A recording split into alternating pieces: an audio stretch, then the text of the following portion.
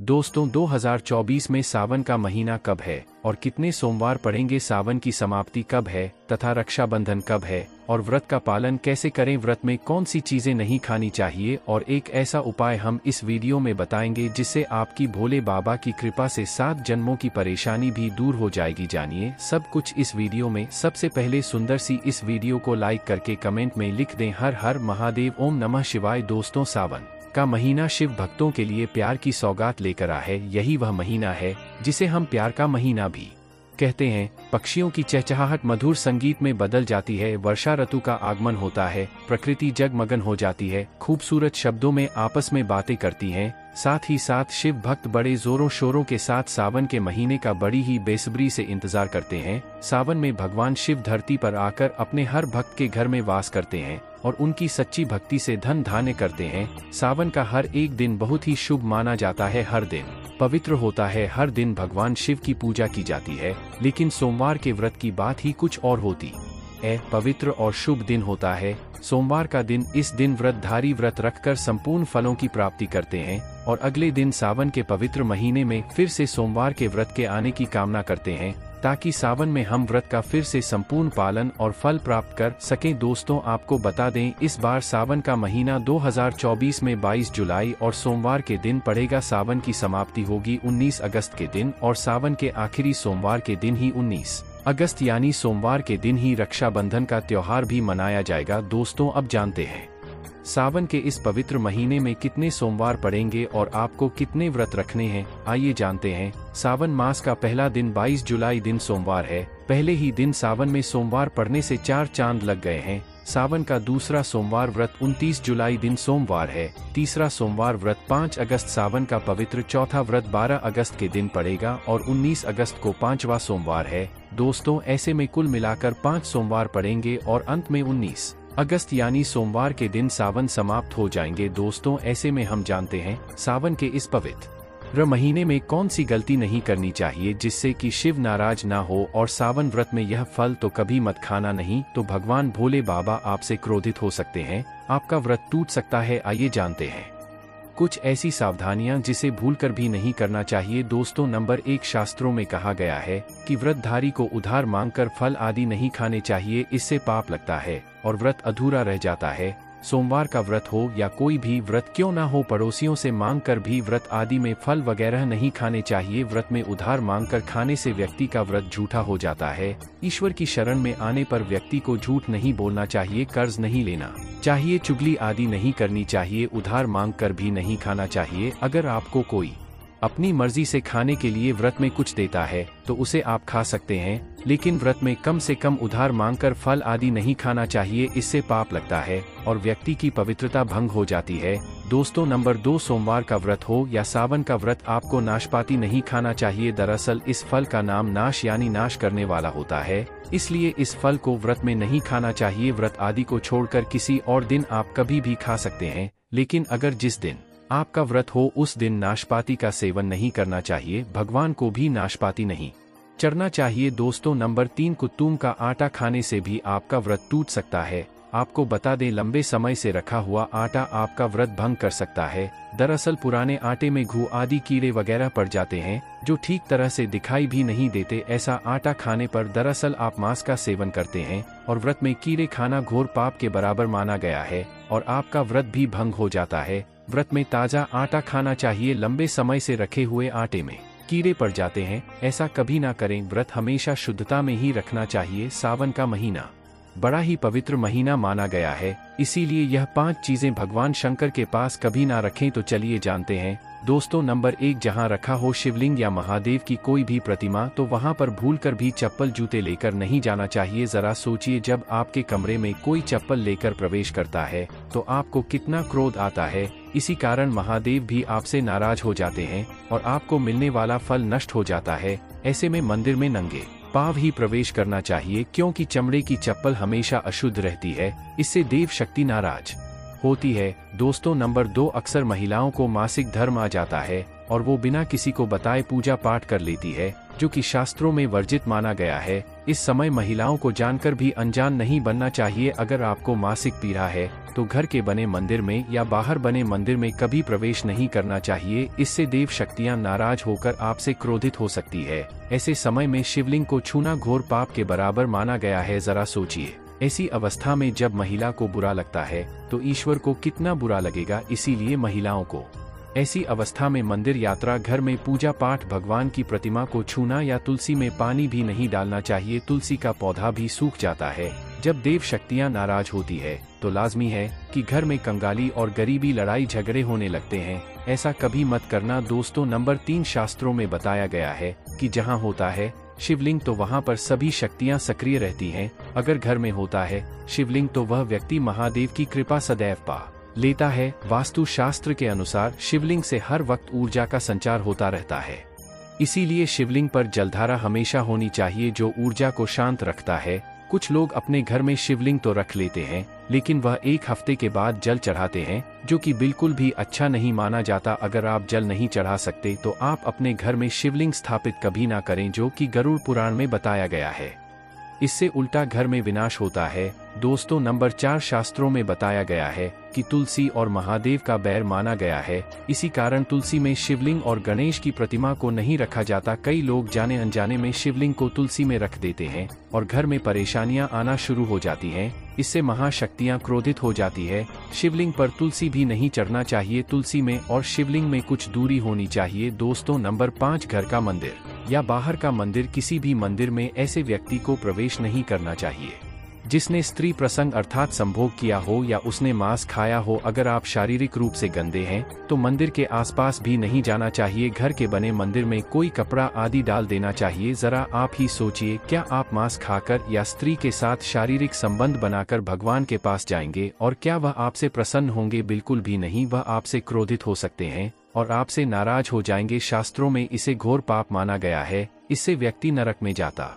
ऐसा दुष्ट स्वभाव मनुष्य की बर्बादी का कारण माना गया है। ऐसा ना करें। ईश्वर के सामने हमेशा नहा धोकर मन पवित्र लेकर ही जाना चाहिए। इससे सभी शक्तियां आपसे प्रसन्न रहती हैं। दोस्तों, सावन के महीने में महादेव को ऐसे बेलपत्र कभी मत चढ़ना, बहुत ही अशुभ माना जाता है। दोस्तों, पौराणिक मान्यताओं के अनुसार बेलपत्र चढ़ने से शिव जी का मस्तक शीतल रहता है। बेलपत्र से भगवान शिव की पूजा करने से दरिद्रता दूर होती है और व्यक्ति सौभाग्यशाली बनता है। इससे हनुमान जी भी प्रसन्न होते हैं क्योंकि वे शिव के ही अवतार हैं और इस बात को शायद ही कोई जानता हो। दोस्तों, पहले आप यह जाने कि बेलपत्र का उपयोग और इसके लाभ कैसे मिलते हैं। दोस्तों, नंबर 1, तीनों लोकों में जितने तीर्थ स्थल प्रसिद्ध हैं वे सभी तीर्थ स्थल बेलपत्र के मूल भाग में स्थित माने जाते हैं। इस बात को शायद ही कोई जानता हो। दोस्तों, नंबर 2, यदि बेल का वृक्ष घर के बीचों बीच या पूर्व दिशा में लगा हो तो घर में धन धान्य की कोई भी कमी नहीं रहती और परिजन खुशहाल रहते हैं। दोस्तों, नंबर 3, जो व्यक्ति बेल के वृक्ष के मूल भाग की गंध पुष्प आदि से पूजा अर्चना करता है उसे मृत्यु के पश्चात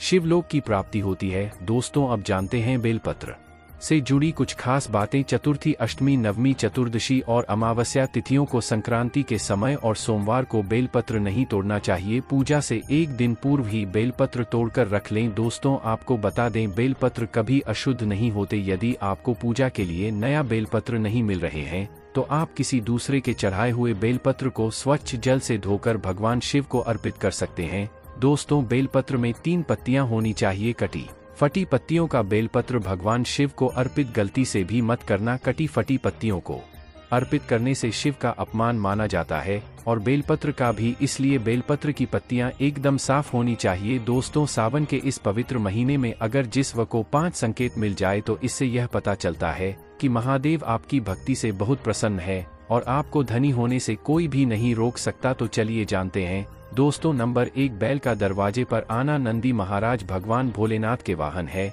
नंदी को भगवान शिव का द्वारपाल भी कहा गया। नंदी महाराज को बुद्धि और ज्ञान का प्रतीक माना गया है। शिव के मंदिर के बाहर हमेशा नंदी महाराज विराजित रहते हैं। लेकिन अगर सावन के इस पवित्र महीने में अचानक से नंदी महाराज आपके दरवाजे पर आ जाए और घर की चौखट को सींग मारने लगे, तब आपको समझ लेना चाहिए कि भगवान शिव आपके घर में आने वाले हैं, जो कि यह एक उनके आने का संकेत है। भगवान शिव आपकी भक्ति से बहुत प्रसन्न है और आपके घर में खुशियां आने वाली है। आपको धनी होने से कोई नहीं रोक सकता। लेकिन याद रहे, नंदी महाराज को तिलक लगाकर मीठा भोग जरूर खिलाएं। दोस्तों नंबर 2, सावन के पवित्र महीने में अचानक से आपके सपनों में अगर शिवलिंग दिखाई दे जाए अर्थात भगवान शिव दिखाई दे जाए तो इसे आपको यह समझना चाहिए कि अब आपके जीवन से परेशानियों का अंत जल्दी हो जाएगा। भगवान शिव आपकी सच्ची आराधना भक्ति से बहुत खुश है और वह आपके घर में आने वाले हैं। ऐसे में याद रहे, शिव की भक्ति में कोई भी कमी नहीं आनी चाहिए। घर को गंदा मत रखना क्योंकि आपके घर में भगवान शिव आने वाले हैं।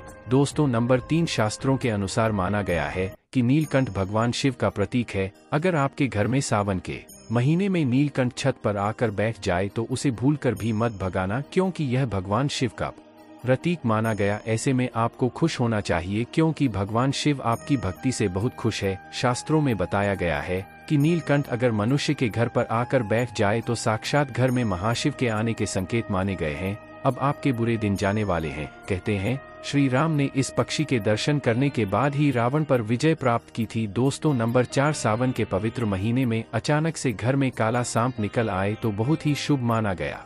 इसे बिल्कुल भी ना मारे, भगवान शिव के आने का संकेत है। जिनकी भक्ति से महादेव प्रसन्न होते हैं तब महादेव किसी खास अवसर पर ही अपने दर्शन देते हैं। सावन का महीना बहुत ही पवित्र महीना माना गया है। यही वह महीना है जिसमें भगवान शिव धरती पर आते हैं और उसी घर में अपना वास बना लेते हैं। जो सच्चा भक्त होता हो, सपनों में किसी मंदिर में नाग नागिन का जोड़ा देखना बहुत ही शुभ माना गया है। यह घर में शिव के आने के संकेत हैं। अब आपको खुश होने की जरूरत है। दोस्तों नंबर 5, सावन के शुभ अवसर पर सोमवार के दिन डमरू की आवाज, घंटियों की आवाज सुनाई दे जाए तो यह अत्यंत शुभ माना गया है। इसका अर्थ यह है कि भगवान भोलेनाथ आपसे प्रसन्न हैं और जल्दी आपके घर और जीवन में प्रवेश करने वाले हैं, जिससे आपका आर्थिक संकट दूर होकर जीवन में सुख समृद्धि आने वाली है। महादेव आपसे बहुत खुश है। दोस्तों आप जानते हैं सावन के पवित्र समय में मंदिर में घंटी क्यों बजाई जाती है, घंटा क्यों बजाया जाता है, ताली क्यों बजाई जाती है, मंदिर के कारण क्या है, शंकर के मंदिर में घंटी क्यों बजाई जाती है, शंकर के मंदिर में घंटी को क्यों बजाया जाता है, ताली को बजाना क्यों ना करा जाता है, शिव मंदिर में किस लिए करा जाता है। तो यह पुराण है कि मंदिर के अंदर या घर के अंदर आप गरुड़ घंटी जब जाते हो, घंटी का नाद जब करते हो तो शिव महापुराण की कथा और लिंग पुराण की कथा, विष्णु पुराण की कथा कहती है मात्र घंटी का नाद कर देने से जितने भूमि पर तीर्थ है, जितने साधक साधना कर रहे होते हैं, जितने तप कर रहे होते हैं, जितनी पवित्र नारी स्त्री का पालन कर रही होती है, जितने दान हो रहे होते हैं, कुछ समय पर जिस समय तुमने घंटी बजाई है उस पल वह सारे पुण्य घंटी का नाद करते से तुम्हारे खाते में आ जाते हैं। शंकर जी के मंदिर में जाकर ताली का नाद किया जाता है। ताली शिव मंदिर में क्यों बजाई जाती है, मंदिर में जितने भी बैठे होंगे, जो भजन कर रहे होंगे, जो साधना कर रहे हैं, अभिषेक कर रहा है, पूजन कर रहा है, 3 बार ताली बजाने से उनका सारा का सारा पुण्य हमारे खाते में आ जाता है, खींचा चला आता है, हमारा भाग्य प्रबल हो जाता है, 1 सेकंड में हमारे खाते में आ जाता है और हमें लगता है हम शंकर को रिझा रहे हैं। शंकर को रिझाएं, शिव जरूर देते हैं। घर में गरुड़ घंटी का नाद करना दोस्तों इसलिए बच्चों को खेलने के लिए घंटी नहीं दी जाती। गरुड़ घंटी कोई खेलने को नहीं देता, दूसरा सामान देंगे पर गरुड़ घंटी नहीं देंगे। क्यों नहीं देते? क्योंकि गरुड़ घंटी का जब नाद किया जाता है तो सबका पुण्य हमारे खाते में जाता है। कोई साधारण है, घंटी बजाना पूजन के समय, स्मरण के समय पर भजन करना चाहिए, इसलिए घंटी भी हर कभी नहीं बजाई जाती। और आपसे भी निवेदन है, मंदिर में भी जाओ तो घंटी का नाद करो तो बड़े प्रेम से करो, ऐसे नहीं बजाओ बजाए जाओ। कई मंदिरों में मंदिर का पट बंद हो जाता है तो भी लोग घंटी बजा देते हैं, दोष लगता है। भगवान अगर मंदिर में सो रहे हैं तो उस समय घंटी बजाना घोर पाप माना जाता है। जिस जगह पर ब्राह्मण विद्वान है, साधक हैं, संत हैं, साधु हैं, मंदिर अगर बंद होता है तो उसके साथ में घंटी के नीचे के भाग को रस से ऊपर बंद दिया जाता है, जिससे बजे ना कहते हैं। अगर भगवान अगर विश्राम कर रहे हैं, सो रहे हैं, निंद्रावश्य है या पट बंद है, कुछ समय पट बंद का समय है और घंटी का अगर नाद हो जाए तो कहते हैं 11 ब्राह्मण के भूखे रहने का दोष लग जाता है। जीवों को मात्र घंटी बजा देने पर अगर भगवान विश्राम में है, पट बंद, दरवाजा बंद और लिखा हुआ है समय मंदिर खुलने का समय 11 बजे से 3 बजे तक मंदिर बंद होने का समय, और तुमने यदि समय देख लिया फिर भी तुमने तो देख लिया और तुम उस समय कह रहे हो मैं दूर से आया हूँ, घंटी तो बजाऊंगा, तो ऐसा करने से कई लोगों के भूखे रहने का दोष आपको लग जाता है। घंटी बजाने का सबसे शुभ समय माना जाता है सुबह 400 बजे से लेकर सुबह 11 बजे तक अत्यंत दुर्लभ और मंगलकारी माना जाता है। इस समय घंटी बजाना और रात के समय शाम 6 बजे से लेकर रात 11 बजे से पहले तक पूजा पाठ तथा घंटी बजा लेनी चाहिए क्योंकि 12 से पहले तथा 12 के बाद मंदिर के पट बंद कर दिए जाते हैं। इस समय देवी देवता विश्राम करते हैं, निद्रा में चले जाते हैं। इस समय उन्हें जगाना मतलब घोर पाप का भागीदार बनने के बराबर है। आप अपने पुण्य नष्ट कर सकते हैं। दोस्तों, एक आखिरी ऐसा उपाय है जिसको अगर आपने सावन के पवित्र महीने में कर लिया तो दुनिया की कोई भी ताकत, कोई भी शक्ति आपको करोड़पति होने से रोक नहीं पाएगी। बस कर लेना यह उपाय। सावन बार बार नहीं आता है, उपाय जरूर करना। इस समय भगवान शिव सक्रिय अवस्था में होते हैं, जो मांगो अवश्य होती है हर कामना। दोस्तों, आज हम आपको बताएंगे मात्र कुछ ही समय में आपके जीवन से कर्ज हमेशा के लिए उतर जाएगा। अगर ना उतरे तो आप हमारे चैनल स्माइल फैमिलीज को अनसब्सक्राइब कर देना। हम आपको कागज, पेन, कॉपी आदि पर लिख कर दे सकते हैं कि मात्र कुछ ही समय में इस उपाय से आपका कर्ज तुरंत उतर जाएगा। घर से तमाम तरह की परेशानियां, गृह कलेश, पति पत्नी की परेशानी, नजर दोष, राहु दोष, मंगल दोष, पितृ दोष, गरीबों का दोष, भयंकर काल सर्प दोष, शनिदेव देव का दोष, वर्षों पुरानी यदि किसी की बद्दुआ, काला जादू अगर जीवन में किसी ने कर रखा है तो वह मात्र इस उपाय से पल भर में ही दूर हो जाएगा। दोस्तों, ना कम ना ज्यादा पूरे 5 काम आपको करने हैं। दोस्तों, अक्सर हम शौक के लिए क्या कुछ नहीं करते, यहाँ तक कि अपना घर तक गिरवी रख देते हैं। नौबत यह भी आ जाती है कि कुछ लोग तो कर्ज के कारण अपना घर तक छोड़ देते हैं। और वैसे देखा जाए तो कर्ज से बढ़कर कष्टप्रद कोई स्थिति नहीं होती। कर्ज एक श्राप की तरह होता है जो अगर एक बार लग जाए तो बिना उपाय किए उतरता ही नहीं है। अगर आप भी कर्ज के बोझ से परेशान हैं तो इस उपाय का प्रयोग अवश्य करें। 2 से 8 दिन के अंदर लाभ मिलने लगता है। यह बात आपको शायद मजाक लगे, लेकिन मैं आपसे वादा करता हूं कि यह 100% सत्य है। लेकिन इसका लाभ लेने के लिए आपको 5 काम अवश्य करना है, तभी ही कर्ज से मुक्ति मिलेगी। तो चलिए शुरू करती है। सच्चे दिल से कमेंट बॉक्स में लिखें हर हर महादेव, ओम नमः शिवाय। एक लाइक जरूर करें। आज का वीडियो बहुत ही सुंदर है, इसीलिए एक लाइक आप पहले ही कर दें, क्योंकि आप लाइक करना भूल जाते हैं। आपका एक लाइक हमारे लिए बहुत ही कीमती है, बहुत ही प्यारा है। इसीलिए सावन के पवित्र महीने में भगवान शिव के लिए एक लाइक तो बनता है। दोस्तों, 5 कामों में सबसे पहला काम है, सबसे पहला उपाय है पक्षियों को दाना डालने से जिंदगी की बहुत सारी खुशियां मिलती हैं, जिसकी आप कल्पना भी नहीं कर सकते। पक्षी को हर शनिवार मंगलवार दाना डालने से जल्द कर्ज से मुक्ति मिलने लगती है। शिव पुराण के अनुसार भगवान शिव कहते हैं, यदि व्यक्ति के जीवन में कर्ज हो तो उसी समय उस व्यक्ति को पक्षी को दाना डालना चाहिए तथा पानी पिलाना चाहिए। भगवान शिव कहते हैं, माटी के प्याले में जिस पक्षी को पानी पिलाया जाता है तो उस व्यक्ति की 7 पीढ़ियां कभी कर्ज नहीं भोग। माता पार्वती भगवान शिव से कहती हैं, हे महादेव, यदि पिछले जन्म का कर्ज वह अगले जन्म में चुकाना चाहे तो उस मनुष्य को क्या करना चाहिए। दोस्तों, तब भगवान शिव मां पार्वती से कहते हैं, हे देवी, इसका सीधा प्रश्न मैं आपको देता हूँ। अगर मनुष्य ऋण मुक्त होना चाहता है, कर्ज से मुक्त होना चाहता है, अगर वह अपने पापों से मुक्ति पाना चाहता है तो उसे पक्षियों की निस्वार्थ भाव से सेवा करनी चाहिए, दाना पानी उन्हें देते रहना चाहिए। तभी ही मैं प्रसन्न रहता हूँ और व्यक्ति को ऋण मुक्त करता हूँ। अगले जन्म तक पीढ़ी दर पीढ़ी उसकी कभी कर्ज की भागी नहीं होती। अगर आप भगवान शिव के कहने से एक बार उनकी राह पर चल दिए, तब आप जीवन में कभी कर्ज की कोई भी जरूरत नहीं होगी। आपको कर्ज लेने की आवश्यकता नहीं पड़ेगी, बल्कि तेजी से आपके घर में सुख शांति आएगी, धन बढ़ेगा, वैभव की प्राप्ति होगी। और यह उपाय करने के बाद इसका असर आपको 2 से 3 दिन में दिखने लगता है। यह कर्म तो जरूर करें, क्योंकि साक्षात भगवान शिव ने मनुष्य को कर्ज से बचाने के लिए बोला था।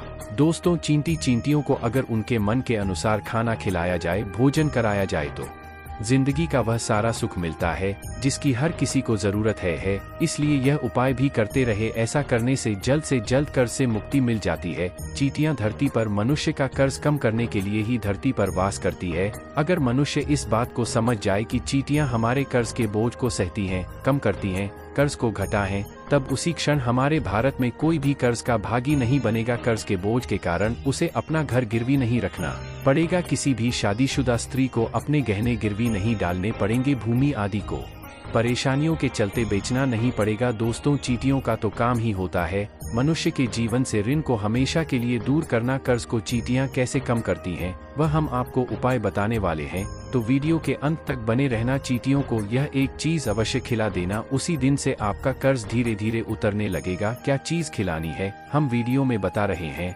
बस आप कंटिन्यू बने रहना और वीडियो को लाइक जरूर करें। स्माइल फैमिली चैनल कभी आपके साथ धोखाधड़ी नहीं करता, हम सटीक जानकारी आपको देते हैं। दोस्तों, देखिए, चींटियों को आप ऐसा क्या खिलाएं जिससे उसी क्षण हम ऋण मुक्त हो जाएं, कर्ज हमारा छूमंतर से उतर जाए, क्योंकि हमने शुरू में ही बताया था, शास्त्रों में लिखा है कि चींटियां मनुष्य का कर्ज कम करती हैं, कर्ज को घटा देती है, समाप्त कर देती हैं। बस चींटियों को खिला देना, यह एक चीज शास्त्रों के अनुसार माना जाता है कि जब यमराज के दूत मृतक के शरीर से उसकी आत्मा यमराज जी के पास लेकर के जब पहुंचते हैं, तब उसे कुछ याद नहीं रहता, तब उसके कर्म ही चींटी उसके कान तक पहुंचकर याद दिलाती है और तब वह यमराज जी के सामने बोल पाता है। चींटियों को गुरुवार, शनिवार, मंगलवार और बुधवार के दिन यदि बेसन के लड्डू, सुनते रहिए, यदि सावन के महीने में बेसन के लड्डू खिलाए जाएं तो चींटियां प्रसन्न हो जाती हैं और मनुष्य को आशीर्वाद देती हैं। चींटियों को ग्रहों की रानी कहा जाता है। नवग्रह का चींटियों में साक्षात वास होता है।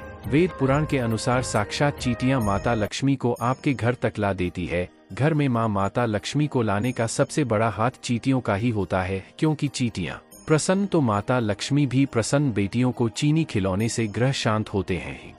ग्रह यदि एक बार शांत हो जाए तो मनुष्य खुद ब खुद राजा बन जाता है। करोड़पति महाधन घर में तेजी से धन चुंबक की तरह खींचा चला आता है। यह दूसरा उपाय है। और आपको चींटियों को चीनी या बेसन के लड्डू जरूर खिलते हैं, चुकना मत भूलना मत। आप चाहे तो मीठे बिस्किट भी चींटियों को आवश्यक पूर्वक खिला सकते हैं। बिस्किट हम भी चींटियों को इस दिन जरूर खिलाते हैं। दोस्तों, नंबर 3, बंदर। सावन के पवित्र महीने में बंदरों को अगर हर मंगलवार मीठा और चना डाला जाए तो जिंदगी की वो हर मुश्किलें हल हो जाती हैं जिसकी हर व्यक्ति को जरूरत है।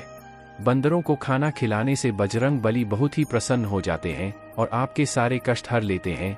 एक बंदर को मंगलवार के दिन भोजन कराने से 10 हनुमान चालीसा का फल प्राप्त होता है। 10 बंदरों को चना आदि केला खिलाने से 1000 बार हनुमान चालीसा पढ़ने का पुण्य प्राप्त होता है। दोस्तों, सावन में काल भैरव की सवारी कुत्ते। अगर कुत्तों को मीठे बिस्कुट खिलाए जाए तो कर्ज से मुक्ति तो मिलती ही है, साथ ही साथ घर में लड़ाई झगड़े आदि और नकारात्मक ऊर्जा भी नष्ट हो जाती है। इसीलिए यह उपाय भी करते रहे। भगवान शिव को पशुपतिनाथ यूं ही नहीं कहा जाता, इसीलिए काल भैरव की सवारी कुत्ते को भोजन अवश्य कराएं सावन में। दोस्तों, अब बात करते हैं नंबर 5, गाय। दोस्तों, शायद आप जानते नहीं, गाय में सारे देवी देवताओं का वास होता है।